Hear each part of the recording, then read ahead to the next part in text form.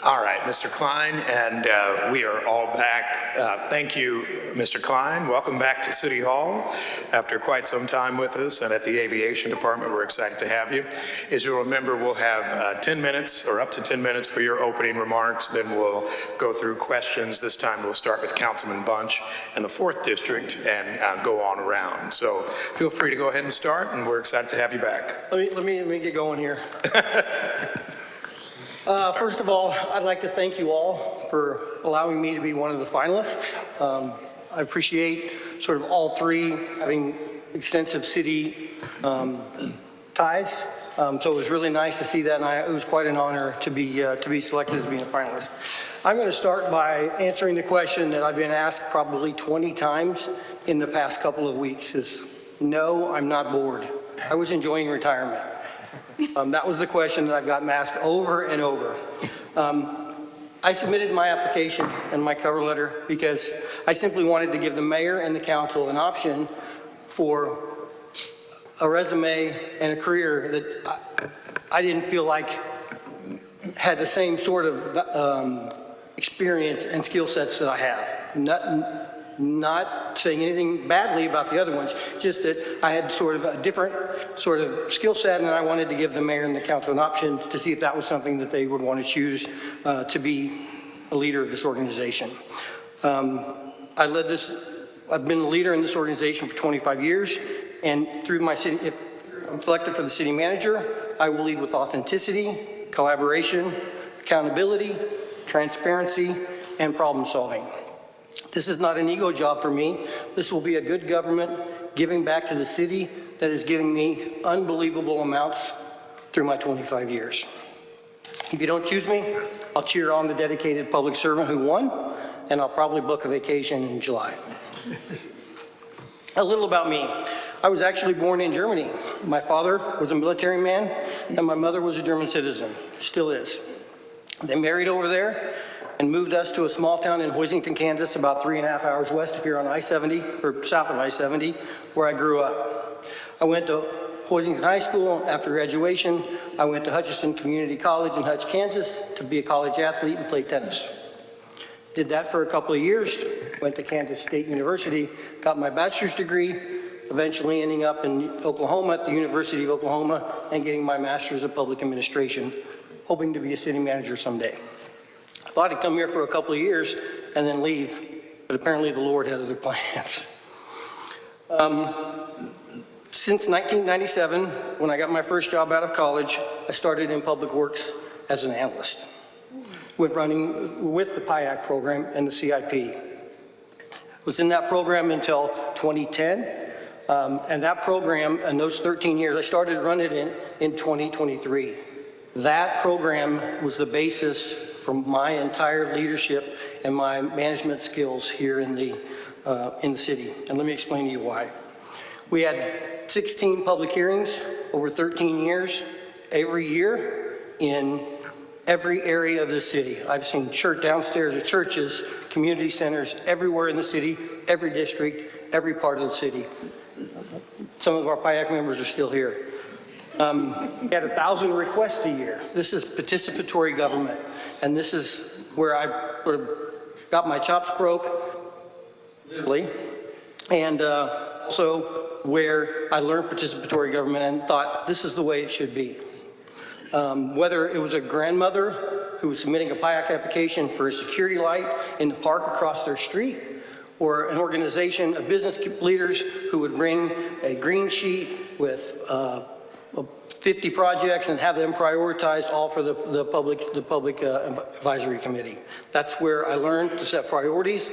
I learned to interact with these business communities, the neighborhoods, the council members, the PIAC members, through all of it. Working with 66 to 7 different departments as they requested and build projects, and also with the companies designing and building projects. The interactive government is where I strive to get us in this organization. I've been lucky enough to be the capital projects director since 2010 and an assistant city manager. I even did the internal auditor position for several years, and I was, of course, comms director for a while. Quickly decided that was not something I wanted to do after Blue Cross and Blue Shield and the FBI called and said we had some of our employees who were committing fraud on that process. So that was like within a week of Troy assigning me that position. And then later we had the JJ's explosion where, people died, and that was not a great thing. And at that point I knew we've got to do something else. I can't do both of these jobs, and this comm job is not for me. I don't think I would have been as successful in this organization had I not gone through this first 13 years. So I want to talk a little bit about what my administration will look like in the city. The city's much going on in the next 3 years. The World Cup, the city jail, the Roy Blunt Luminary Park, the Royals and the chief negotiations, and hopefully a downtown ballpark. All of that is going to go on, and it's going to take strong leadership to be successful. I've done that here in Kansas City, and I'm a proven leader. I would like to suggest to you I have a plan to restore trust and to have a council reset for the mayor and the city council. Broken trust and loss of confidence isn't just confined to the comms issue. Once trust is broken, it's difficult to get it back. But I'm up to the challenge, and I believe our employees deserve this respect to get it back. I plan to achieve this through what I'll call relationship-driven transparency. You see, I believe that the entire city runs best based on relationships, communications, and data. I'm going to suggest intense, regular, reoccurring meetings. I plan to do monthly one-on-ones with each council person, monthly one-on-ones with each director, meet with the 3 local union leadership monthly, and then have an open door policy for our employees to come into the city manager's office. That has always worked well for me as a director and assistant city manager. I additionally commit to quarterly meetings with the business community, the ADC, EDCs, the various EDCs, the various chambers of commerces, the community improvement districts. I don't believe that they've had regular communications with the city on an ongoing fashion. I would like my executive team to do that quarterly. Other civic groups like the Urban Summit and the KC Industrial Council, and I know I'm missing several more. My executive team will attend neighborhood meetings throughout this city. And finally, I have some homework for you, council members. I would like a list of 3 contacts. Let's call them influencers. 3 people that you listen to as a council person that you'd like me to have a relationship with so I can sit down with them, the 39 of them, and get to know their thoughts of the city, what's going right, what's going wrong.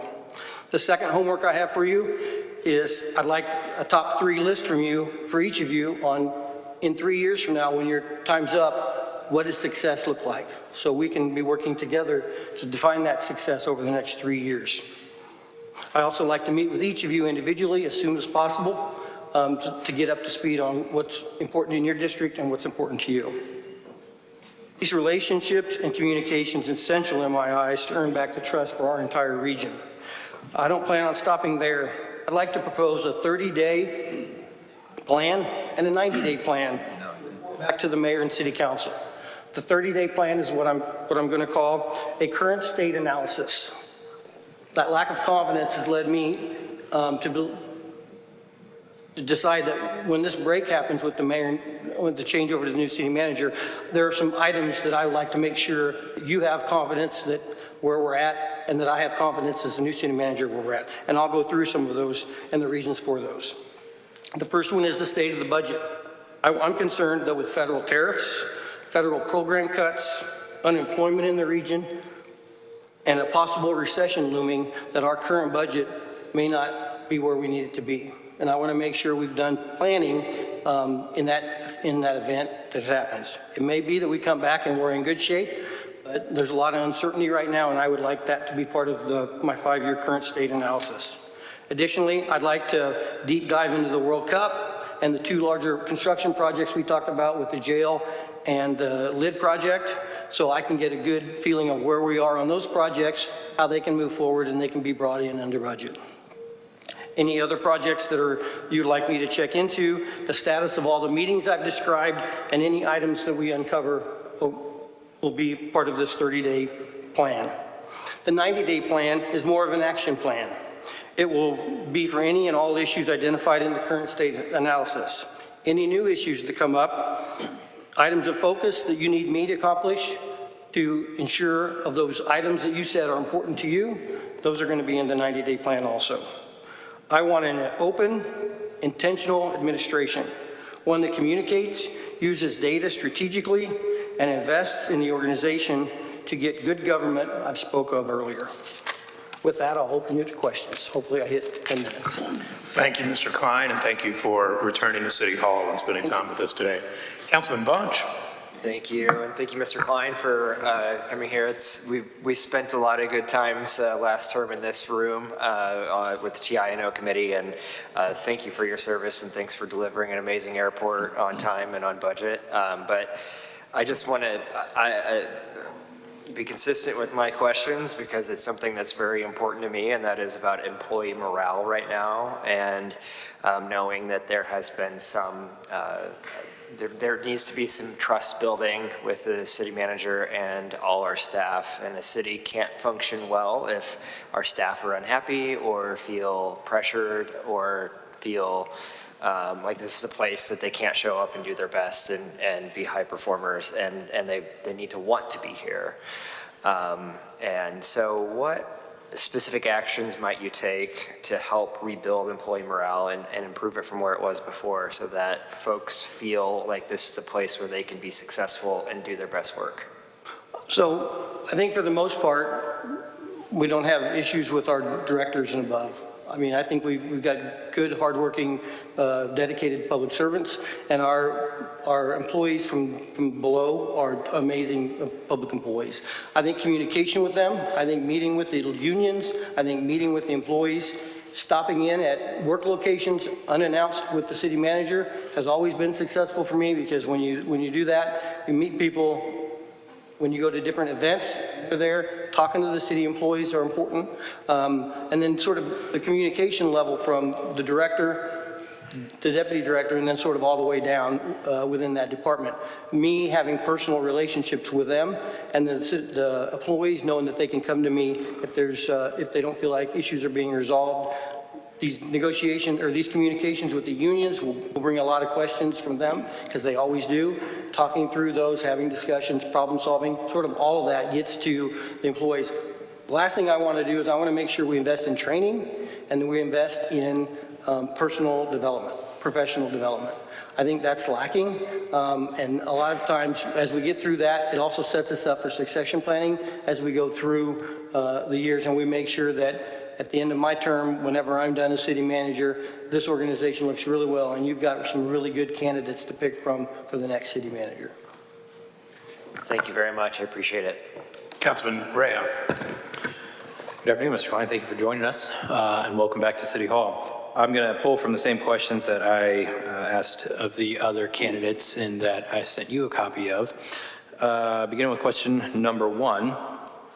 And that is that this position is expected to run to the end of this current mayor council term, ending on August 1st, 2027. So what we're talking about is the next 2-year period, which will be pivotal for Kansas City's future, with several large-scale events on the horizon and many important development and infrastructure projects in various stages of progress. Simply put, we do not have time to lose. It will be incumbent upon the next city manager to immediately instill stability. Enacting large-scale changes across the organization, such as replacing multiple department directors, will be counterproductive to stability. And although there are many things that we need to work on and need fixed, I do not believe we need large-scale changes at the leadership level. We need stability. What is your brief response to that statement? I think you're exactly right, and sort of goes to hit my response to him. I believe that stability is important in this organization. I believe with our current directors, there's not a need for massive changes. I would, as I recommended, I do think it's a good idea for us to take a break, get some confidence in the budget, get some confidence in these new projects and the World Cup, to make sure that we've had another set of eyes and another set of questions. Look at these and report back to you and say, yes, we've looked at these. We think we're in good shape, or here's some issues that might pop up since we're 400 days away from the World Cup, and this is what we will be tracking and working on. One of the things we've gotten away from a little bit that I've seen is reports back to the mayor and the council, sort of either in business session or at the end of committee sessions. And I know committees are always long, but I would like to see different programs brought back to you, not to investigate the programs, but to show you the programs, to show our citizens the programs. And when departments have to report programs and leadership to the mayor and city council, they make sure those programs are running the way they should, efficiently, effective, because they know they're going to get questions and they don't know what the questions are going to be. So all of that plays into this, and I think the stability is the key. Thank you. Every year, thousands of residents express the importance of the basics, meaning basic city services and infrastructure, and they do so through participating in the resident satisfaction survey. I believe we've underutilized this survey, so how will you improve the delivery of basic services, and what tools would you use to improve citizen satisfaction? And I would add, again, the same caveat that I did in the last interview. Councilman Bunch and I have about 30% of our district in the Northland. They are neighborhoods that have aging infrastructure and aging housing stock. We have worked hard to invest millions of dollars into the sidewalks infrastructure and many other areas. How will you work to deliver basic city services, increase citizen satisfaction, not just in that part of town, but in all parts of town? So it's my belief that the city does a lot of surveys. We do the citizen satisfaction survey, we do a resident survey, we do a business survey, we do an employee survey. It's my belief that over the last several years, we've gotten away from using that as sort of a basis for the budget. If you go out and look at the city's website, the last real citizen satisfaction reports are 2021, 2022. So we're missing the last 3 years of those reports. And if you go back and look in earlier years, there are massive amounts of data. We at this city collect all kinds of data, massive amounts of data, too much probably. But I think one of the things that we need to do is we need to get back to specifically on citizens survey satisfaction, use that for the basis of what we fund. We know that streets and street resurfacing is always one that previously has been, and there's been a big emphasis on putting that back. What other items are in those surveys that our citizens, and then work when we set the budget up as a basis. Here's where we're going to put our dollars at to begin with. Resident surveys and the others, the employee surveys are great. Also, these surveys and the data going back to the directors is very important. I would always have our survey people and our data people come into my department and have my whole staff sit down with them, the executive team staff of my department, because this showed them that the job that they were doing, how it affects citizen satisfaction survey. And a lot of times it did it across departments, so they got a wider view of what was going on and changes they could make in their section to increase these satisfaction instead of just wholly being focused on their own silo. So I think those are important. I think we need to get back to more data. We need to I'd like to get some data folks into the city to cross-reference data for areas that have been neglected. We've got data on capital improvements. We've got data on codes. We've got data on health, life expectancy. If we could start cross-referencing some of this data, and if we find pockets of neighborhoods that have been neglected, then we know we can customize plans to fit those neighborhoods through the budget. Thank you. Thank you, Councilman Ray. Councilwoman Robbins. Thank you so much. I have 3 questions for you, Mr. Klein. What specific outcomes will you achieve to address the economic wealth gap between East and West of Prospect?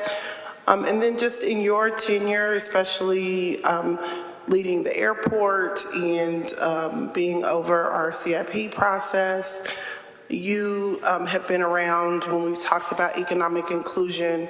So what were your specific steps that you took to ensure economic inclusion with those projects that you worked on?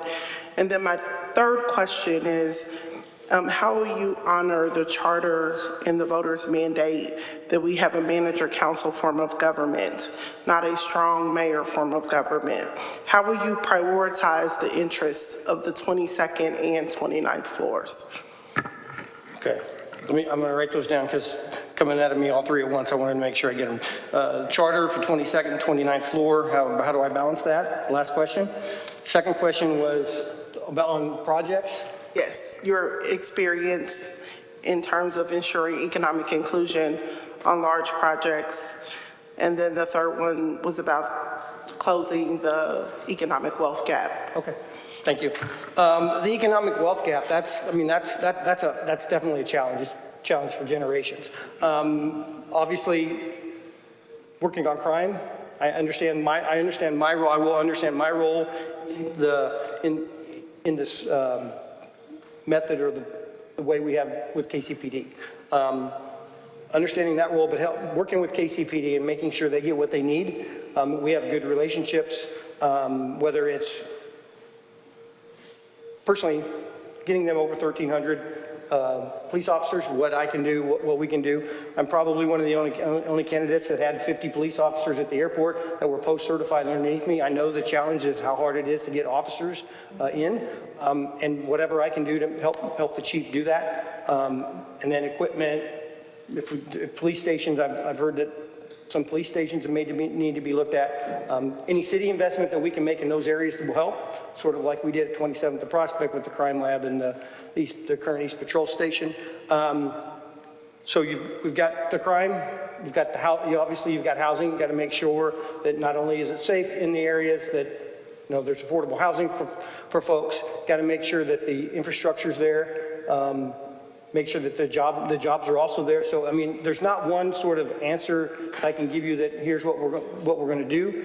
They all have to play together, and they all, from my office, will have to be looked at individually and then tied together, sort of as we work through those, sort of with the economic inclusion as an outcome for everybody. As on projects, I feel like we've had great success on projects that I've worked on. Early in my career, we met with some folks, and one of the things that I heard that's always stuck with me was intentionality. And we really were intentional, for instance, when we did the East Patrol project and the Crime Lab project. We made that project intentionally a federal project so we could get Section 3 workers on that project, working on that project. It's quite an amazing project. I mean, there was 4 blocks that we had to acquire, 4 blocks of houses, 66 owners. Only 2 of them ended up taking us to court because of the interactions we did with the neighborhoods. We set up meetings. We came in. We brought lawyers and real estate agents into meetings with the citizens and said, you need to meet these people because you need somebody to represent you. We also did multiple assessments on their property and then negotiated not always the lowest assessment to try to help the property owners. When they left and wherever they landed, they were in better shape than they were where they were at when we took their property.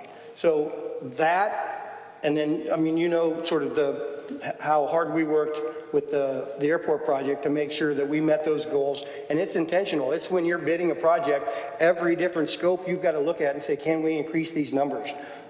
Yes, we may be ahead of the goal, but let's look on these different scopes, and the contractors know how to do it. You just have to be watching them. You have to be making sure that they know it's a priority, and then when the project's done, it usually falls into place. The last question, 22nd and 29th floor. I realize there's 13 bosses in this building. I've done it for 25 years. I hopefully don't take any of this personal. For me, this is just, let's get the business at hand. If we got a specific project or something that's cantankerous, having discussions. I would like to see a lot of discussions be handled sort of outside committee. I'd like to get us to a place where you feel comfortable, or you as council members are bringing projects to me before they come to a directing the city manager to do X. And that way I and my staff can work on those behind the scenes to get you what you need, rather than having those sort of dropped on the staff and the other council members, and then we're trying to come back. I've seen those increase more and more each year, it seems like, and I'd like to get to an administration where we're meeting frequent enough that I know what your needs are. But if you feel the need to have one of those, you'll let me or my staff know. We'll work on it. We'll get all of the problem solving done on it. And then when we bring an ordinance to the city council, it's everybody's lined up, and it minimizes the disruptions as possible. So it's sort of that way. Thank you. Yes. Councilman Patterson-Haslett. Hi, it's great to meet you. We Nice to meet you. haven't had a chance to meet before, so welcome and congratulations making the panel. The comment that you just made is a very interesting one to me, because being here for a couple of years, I did wonder why the resolution strategy, was a thing. And there seemed to be quite a bit of them that we did. And so I'm happy to hear that you said you would be willing to implement something a little bit more proactive. But along those lines, my next question is, how will you manage the competing interests of council members in a atmosphere of scarcity and limited resources and how will you do that? So I think that's probably why the resolutions come to make them legislative direction. And so just curious to hear how you would manage all of us asking you for things every day. I think it goes back to relationships and open communication. If we're meeting monthly and I know what your pressure points and what you want to see done by the end of your term, then, we're working together. I should be able to anticipate as the city manager sort of where you're going to be at on a particular topic or what your pressure points may be. And we can work through those ahead of time to make sure that they don't sort of bleed over into, those type of resolutions. But it takes commitment and it takes intentionality to make sure that, if we've got a reoccurring meeting, then we don't feel like we need it because we've met 3 times in this building that week, then we can put it off, but the one stays for next month. Because too often it comes where, well, I'll just text you something, or I'll do this. You really need to sit down face to face and have those conversations so there's no room for interpretation of, well, this is what I thought you meant, and sort of avoid those kind of incidents. It's worked well for 25 years, and the competing interest is always going to be, but a lot of times I find that if we just sit down and we try to work to yes with the different staff and myself, working to yes works. Thank you. Councilman Rogers. Councilwoman French. Oh, can you hear me now? Yes, ma'am. Okay, great. You mentioned authenticity and collaboration, transparency, and a participatory government. How do you prioritize transparency and authenticity? How do you prioritize transparency and authenticity in your leadership, and what steps will you take to ensure that our government engages in the participatory process? And as city manager, how do you plan to encourage true collaboration between the city and the many community stakeholders, residents, neighborhoods, organizations, developers, workforce, and businesses to build that trust and foster a culture of working together? Okay, you had several of them there, so let me get the first one. The first one was transparency and collaboration? Correct, yes.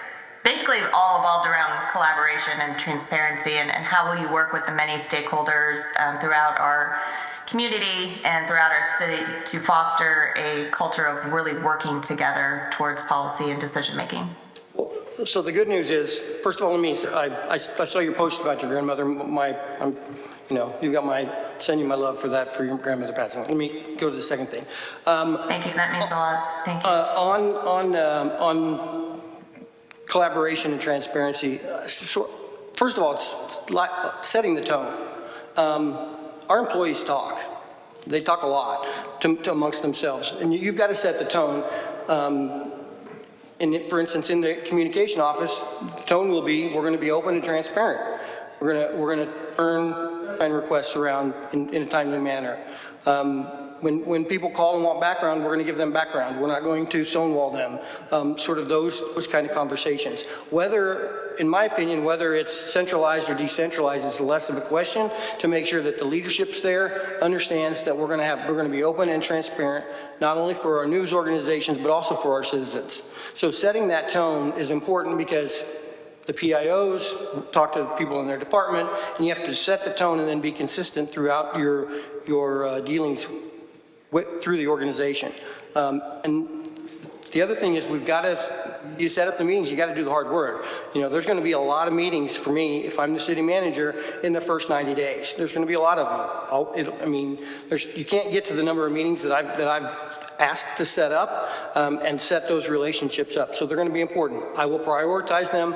I will, initially set them up smaller timeframes so I can get back later and make those meetings a little longer to really get to know folks and make sure they've got my contact information and that. So as we work through that, if a business owner or a business leader needs to call, they can get a hold of me, and or they know that they can get a hold of my staff, the directors as need be. So it sort of comes from the top, and it's consistency and sort of making sure the tone's right from the start.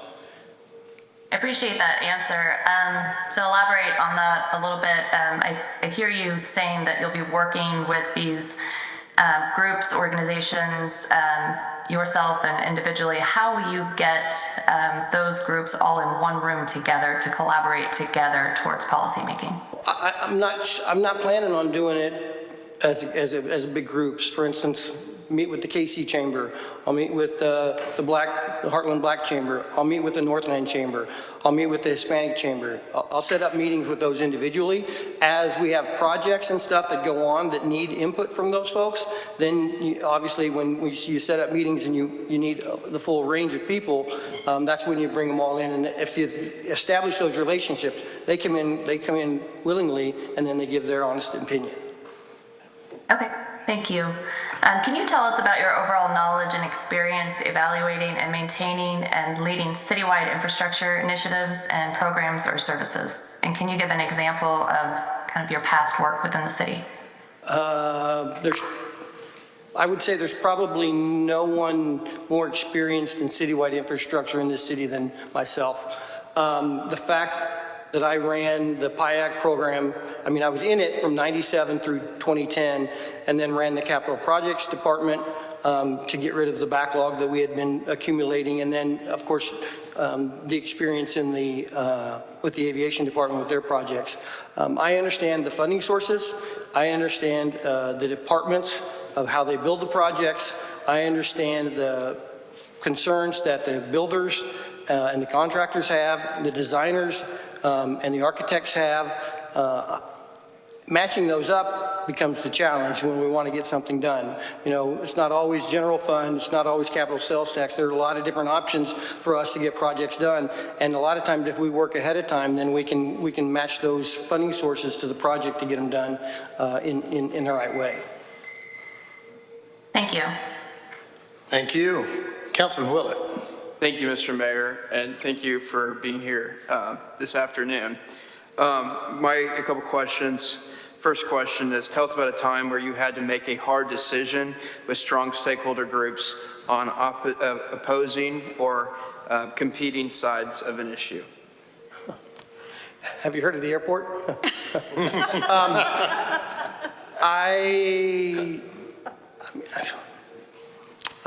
There was a lot of political challenges with the airport. There were a lot of conflicting council input, even though as the aviation director, by the agreement that we signed with developer Edgemore, I had sole responsibility and sole signatory opinion. There were council people that wanted other vendors selected. They were unhappy with decisions that were made. You would come in and explain to them. They were obviously unhappy with that. So I've been through sort of all that. I feel like I handled it quite professionally, and I never really let it get to me, at least outwardly.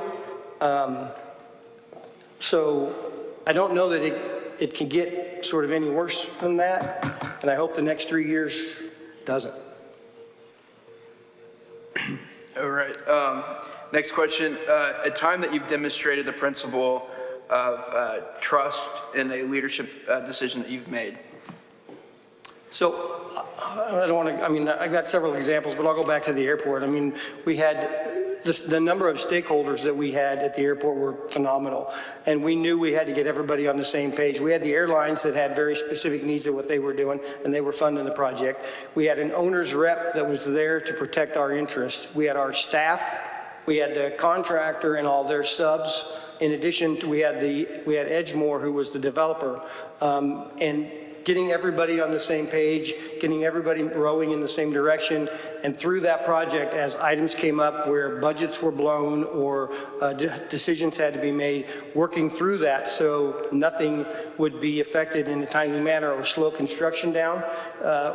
And then, I mean, ultimately, as we started construction, with this little thing with COVID came through. So, you know, we made adjustments, we rearranged the work, we made sure that all our stakeholders were there, got through it all and didn't let it affect it, sort of the end project of let's get this done on time and on budget. Yeah. Final question. I know you mentioned in the last series of questions about consulting with the chambers at large. Obviously, the Kansas City Chamber represents interests of Kansas as well. And you have other different chambers that necessarily don't represent the grassroots, especially as an in-district council person, experience that firsthand. How do you engage with more grassroots and different activists throughout the city in this role? So when I said other groups, that's exactly what I meant. The Urban Summit, for instance, meets every Friday. I've been down there a lot of times. The KCIC is a group that, you know, does a lot of flood control work, so it's not all just business owners. Being in neighborhood meetings is important because, I mean, we have a lot of neighbors, and not everybody participates at the level that some of us would like, and, you know, neighbors are busy. They don't want to sort of have to be engaged. They don't have the time. So having our staff at those meetings to know what the needs for a particular neighborhood is important, because when those items come up, the staff is like, well, I was at that neighborhood meeting, here's what's going on. And a lot of times we can sort of work through what we're hearing from them versus what the staff had heard, and we sort of know about it ahead of time. And it's all those groups, not just the chambers and the EDCs of the world that may have relations on both sides of the state. Thank you. O'Neill. I must admit, you caught me off guard. I don't remember any problems with the airport building out.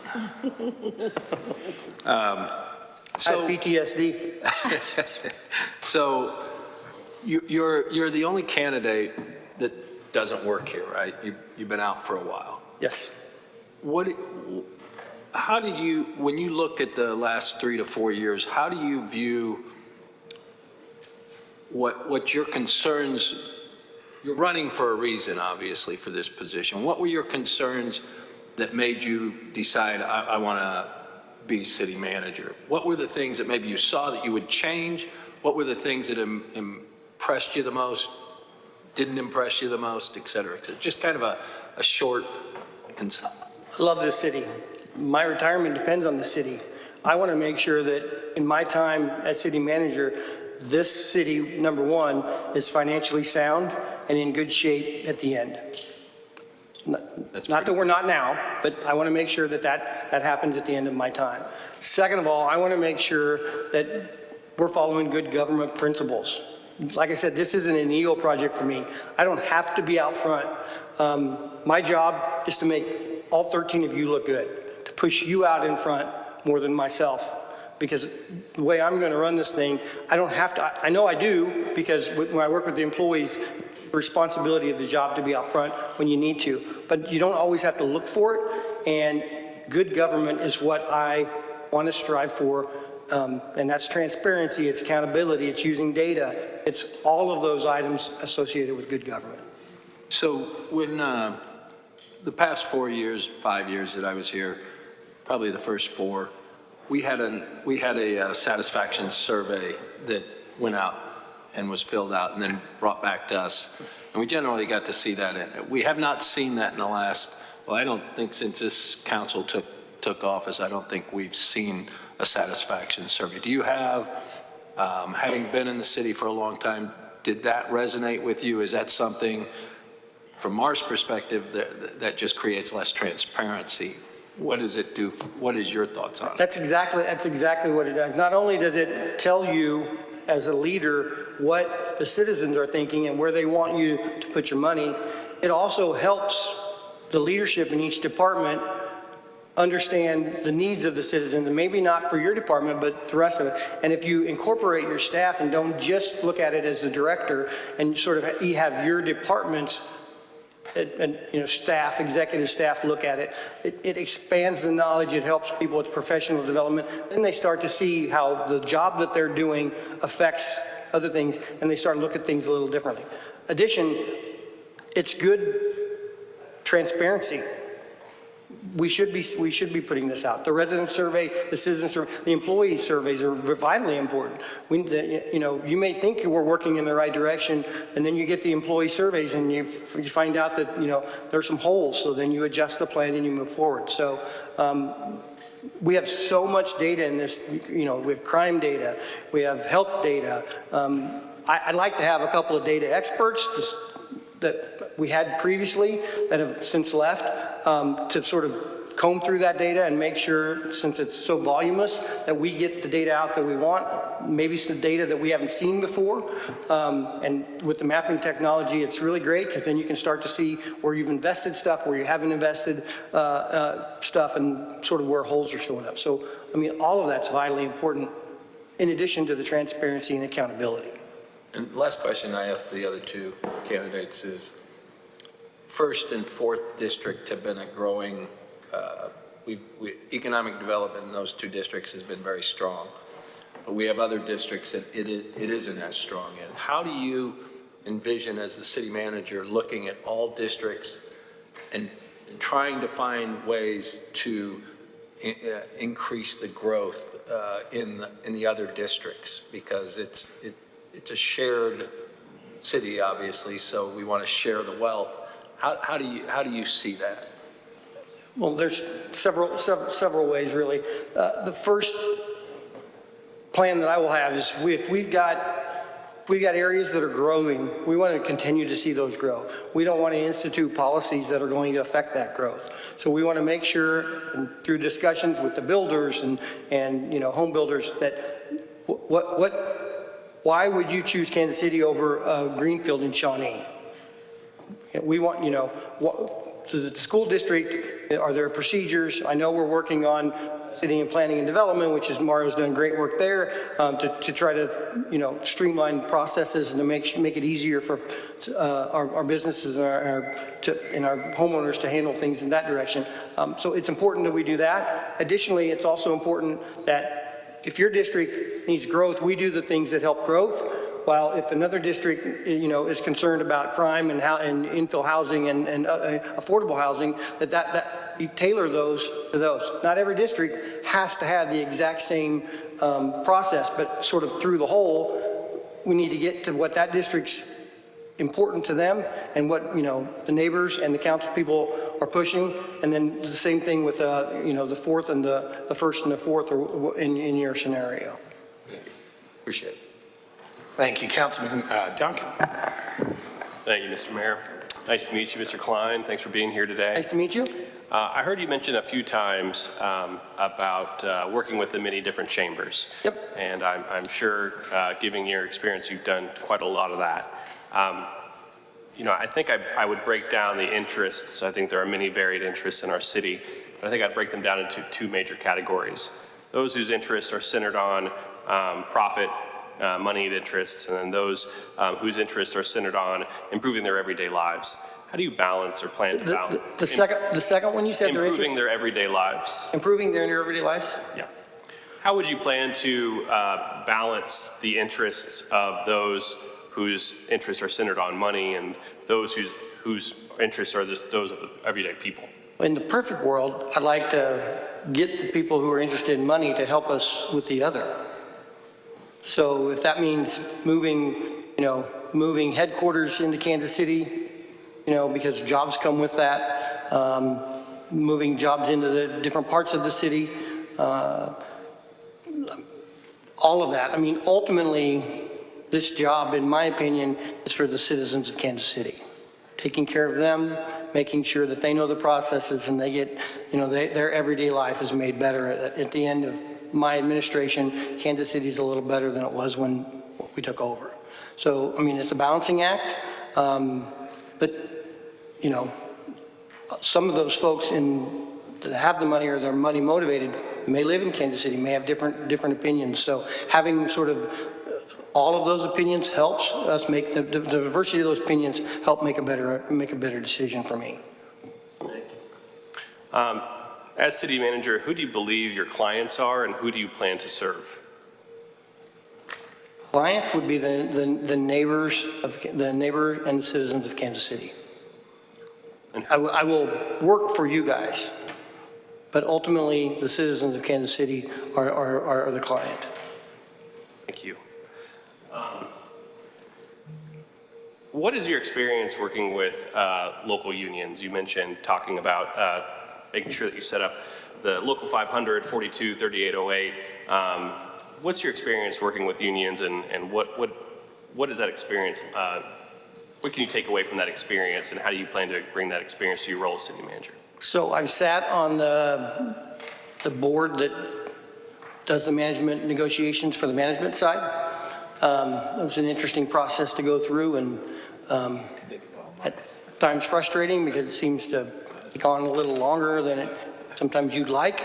But sometimes you need that length to sort of get to the decision makings and have people get comfortable with, a decision that the other side may not like.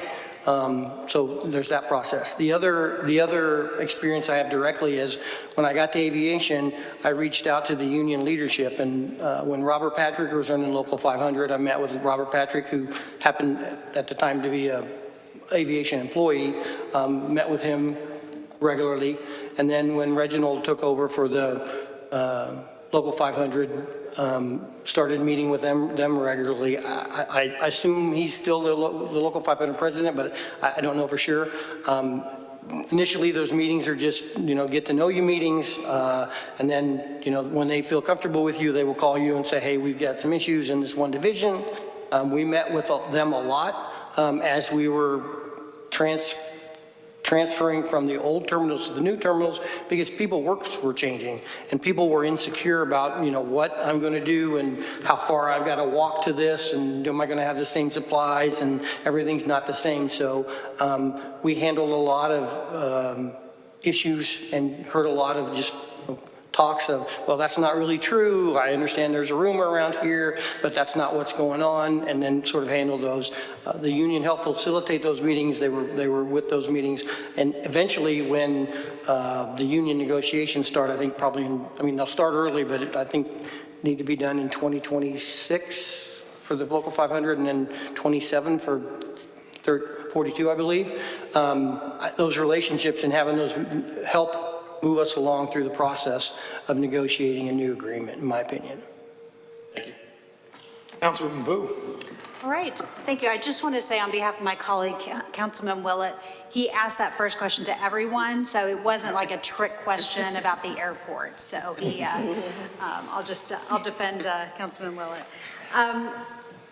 So I too asked very similar questions to everyone. And the first question I will ask is, as a city manager, what role does recommending policy and implementing policy play, and what would you say would be the percentages of each? My opinion, you set the policy, and then we implement it.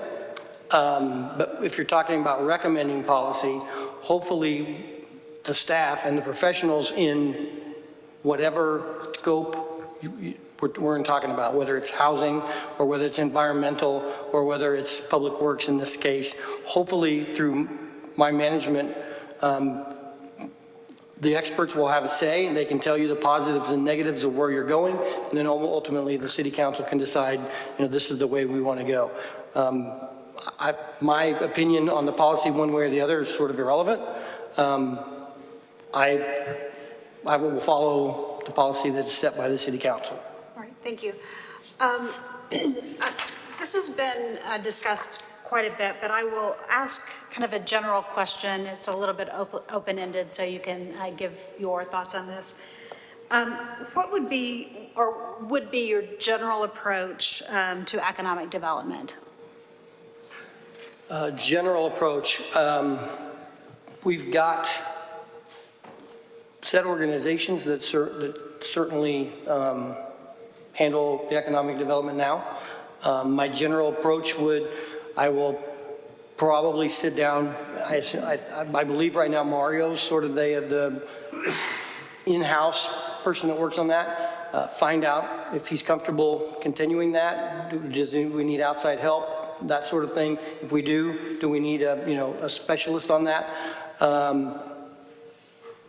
More importantly, I would like to generally see us eventually get to, and I don't know when the time frame is, get to a point where we're starting to not have so much redirection.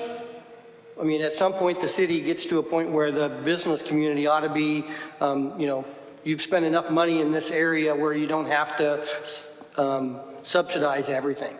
I don't know when that line is crossed, but one of the things that I will do is sort of use that line as tough negotiating, and hopefully the council will understand that that's what's being done, and sort of, understand that these are tax dollars, or these are resources that could come to the city if they wouldn't be redirected. So I'd eventually like to see that us start to get to those points. I was around when the TIFs first came, and they're going to be here 20 years, and then all this revenue is going to come back to the city, and in a lot of cases we haven't really seen that yet.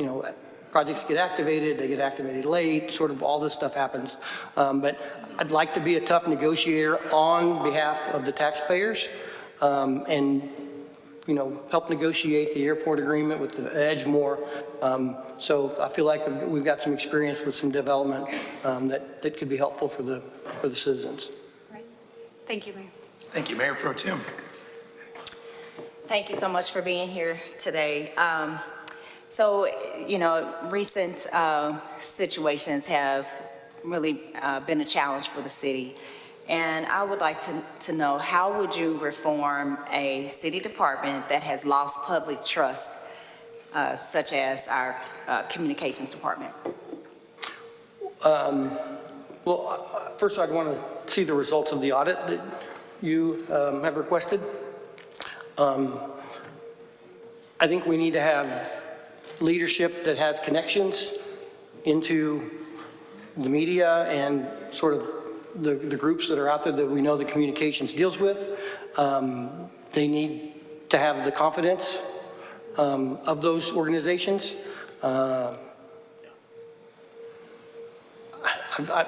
It's sort of strange to me that communication from a local organization sort of would get questioned, because it's sort of fundamental of, sunshine requests are sunshine requests. We turn the information over, good, bad, or ugly. I mean, that's the law. We should do it. Transparency,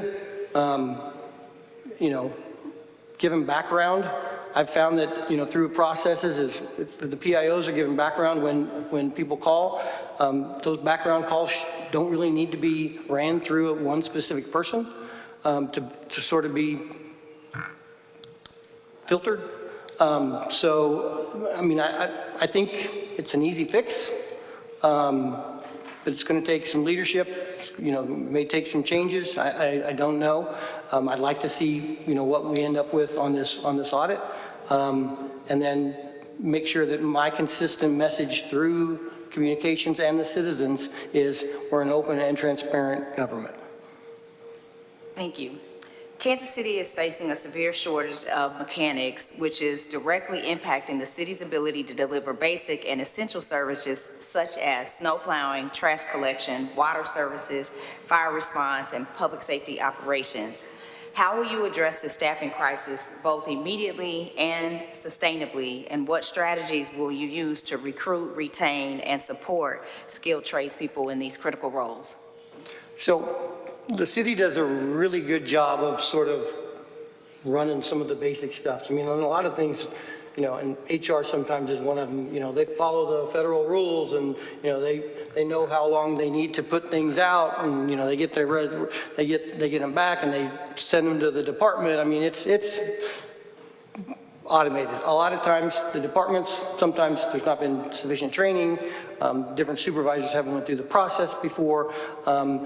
Sometimes the management needs to push a little bit to open things up to different items or different groups that we haven't done before. Perhaps that's an open house, perhaps that's a job fair. I mean, things that we may not have done or we only do occasionally.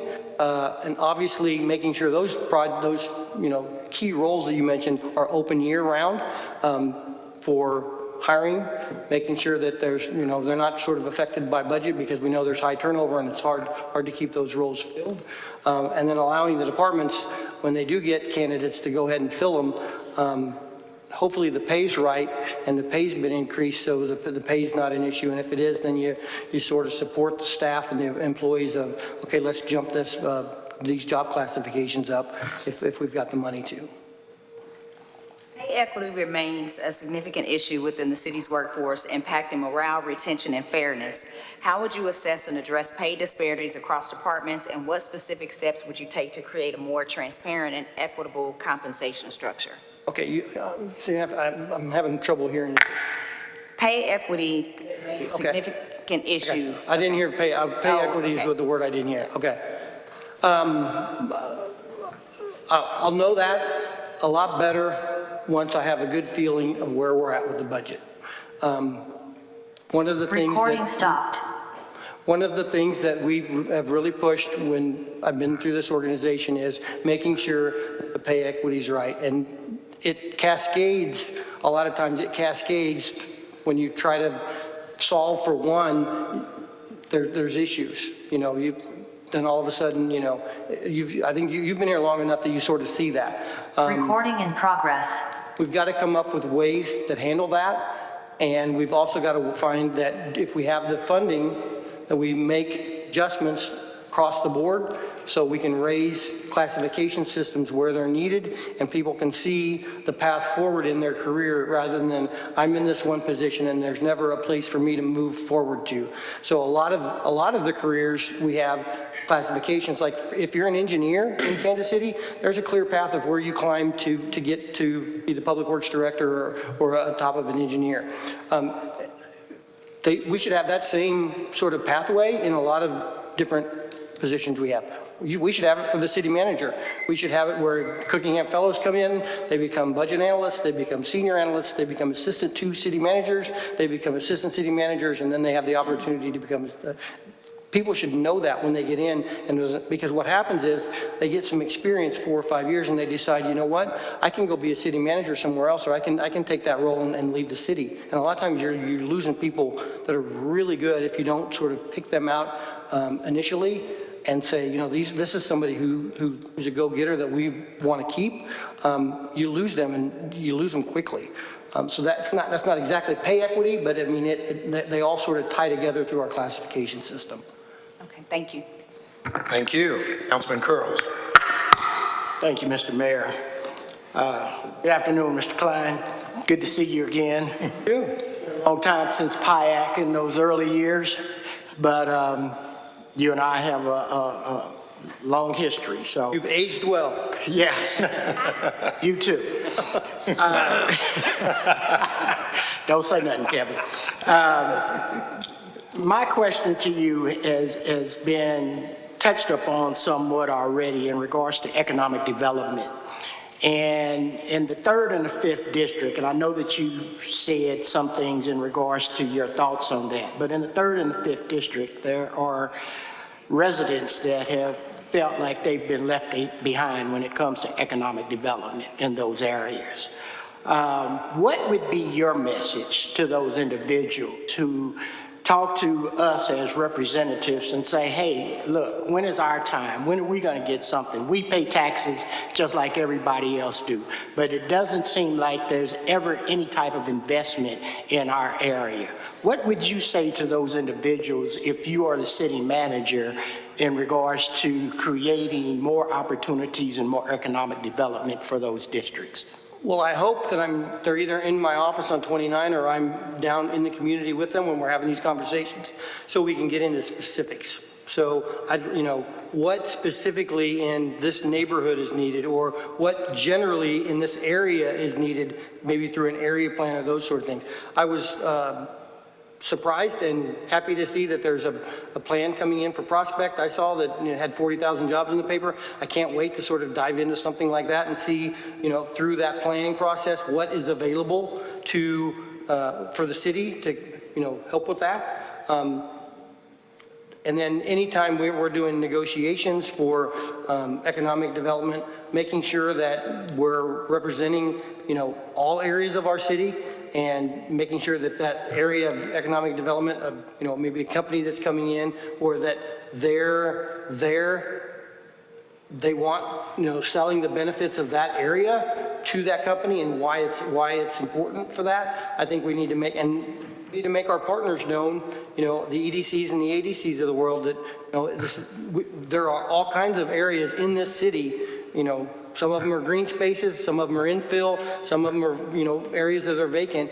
All of those need to be looked at when we're talking about economic development and bringing projects in. Thank you. The other question, and when you started off, you said that you have a different skill set. Could you elaborate a little bit on what you view as your skill set compared to the other two candidates that have applied? So I spent 13 years basically running the capital improvements program, and you were in PIAC, so you understand how that works, how the collaboration between the staff that runs it, the departments that fill that will also submit projects, but they have to do cost estimates.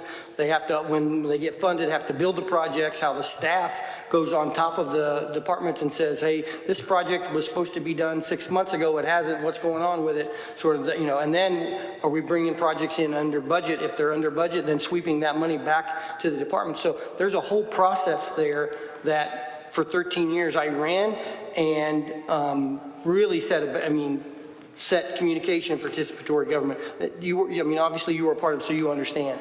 Additionally, being in the budget office I moved there in 2003, so that the whole time for those 7 years in the budget office doing not only that, but the operating budget, working with the departments and as an ACM sort of overseeing, looking at departments and making sure departments were doing what they were supposed to, and if something would come up that we were addressing problems in a timely manner, sort of doing that. I'm not sure that that's as prevalent as I've been sort of luckily to be senior management in this organization for 15 years. So it's quite a long time to be in senior management. And then the capital aviation, the project, bringing in the biggest infrastructure project in the city's history on time and on budget and hitting all those community guidelines that we said we were going to hit, in my opinion, is sort of unmatched. The Oxford group does some study on big projects, and big projects over $1 billion that are on time, on budget, and hit the community standards. We're in the top 1% of that. And it just doesn't happen. It's too easy for things to get with a project that big for things to get something to come up, and it didn't happen. And it doesn't happen because you do relationships, you communicate people, and you use data to get there. Thank you. And my last question will be, what do you see as the most significant challenge to Kansas City, and what opportunities do you see for Kansas City? In the next 3 years, probably the World Cup, just because it's not been done before. 16 cities, we've got some idea of what they want from us, but we signed a plan that was their plan, and there was no negotiation in that plan. So we didn't get to sit down with FIFA and say, well, we really don't want to do this, but we don't want to do that. It was, here, take this, you're accepting it. So there are items that I'm sure as we get to June of 26 that are going to come hot and heavy at us, and there's going to need to be changes made and quick thinking, and people are going to have to be lined up. And I think we've got a great process to do that, because I was active on that part as aviation director when those discussions were happening. But as a city manager, that's a different role, and I want to make sure that we certainly, and the council has confidence that we are certainly ready for that. The two big projects with the jail and the lit are big projects, but they're capital projects. They need to be brought in on time and on budget. And sort of hit everything that they need to be hit. Those are obviously big things, but I think the World Cup's sort of that one, just because that hasn't been done here before. we put on parades, we've got, the Chiefs and the Royals that play, but the World Cup's a different animal. And the second part of that question was? The opportunities. What opportunities do you see? Kansas City's amazing. When you travel and people, you tell them you're from Kansas City, people are like, yeah, I've been there, and I was amazed. They expect some sort of cow town, and they're like, it's a phenomenal city. I want this city to not only be phenomenal, I want people to say it's well run. I want them to say, we've looked at cities across this nation, and Kansas City is one of the best run countries there or cities there are. That's the end goal for me. Thank you. Mr. Klein, thank you. And I'm the last guy for all of this. Just a few quick questions. Earlier, I had asked about how do you handle balancing outside voices that may disagree with viewpoints or others. I actually think you gave a pretty thorough response to Councilman Willett, and to be quite honest, I saw you do it a number of times during your years as aviation director. So I'm going to note that that's a conversation, but I think you've shown us that before. You've also shown us areas of regional collaboration. I know you work heavily with, always certainly with Northland groups, other citywide groups, KCADC, and others. So I'm going to zero in on budget issues. You mentioned budget as an important challenge. I tend to agree. We don't know what's around the corner. Could you talk about how you address budget issues at the aviation department and what you would expect for the city to be able to handle upcoming recessions or other long-term concerns?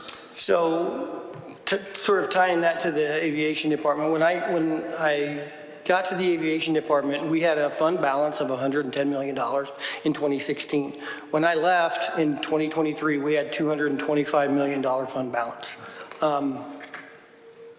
That's a big number. Through that process, we had COVID. The parking revenues at the airport are $55 million a year, or they were. When people aren't traveling and you make $35,000 in 1 week because no one's traveling, that's a huge problem. So the department was quickly to shift to budget items, and the city did the same thing of, there's no travel. We're going to stop capital maintenance. We're going to stop capital projects. There are items that could be deferred. Do we have to spend this dollar because we don't know when that revenue is coming back?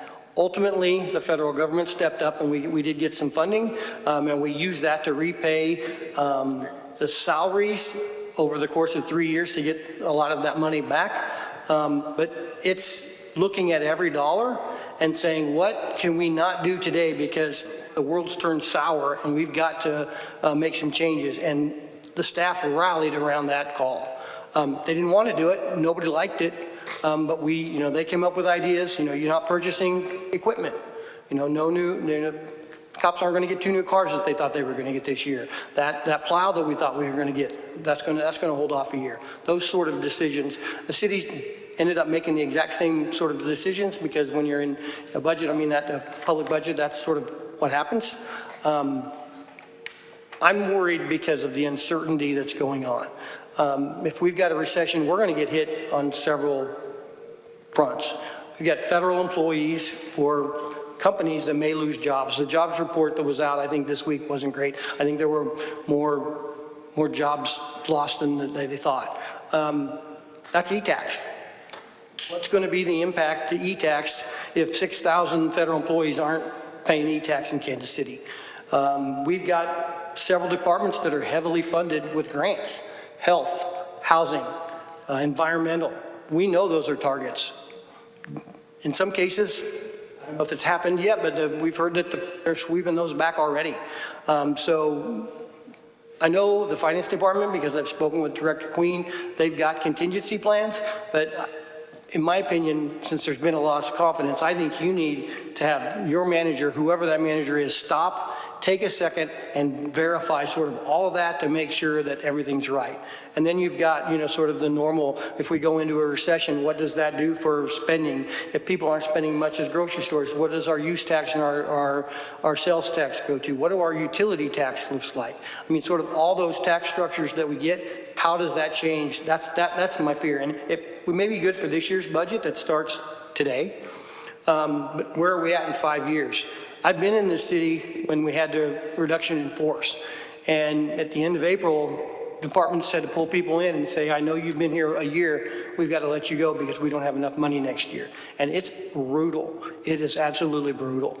And you want to talk about morale, it is not good for morale because they see it coming through the budget process. I mean, and then nobody knows. It's a lot like the federal workers got going on right now with, I get fired, but I get a letter back saying I'm going back to work, but then I may get fired and they offer me a job anyway. So all of that really scares me on the budget process, but been through it before.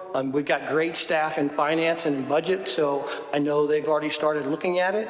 But I think the council and you should want to have sort of an independent look of, let's look at this, and then let's make sure that we have confidence in what's going forward. Absolutely.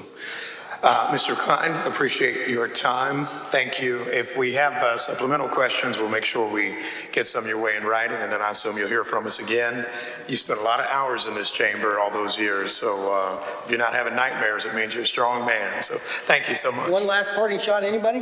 No? Thank you. Thank you all for the work you do. Thank you, Pat.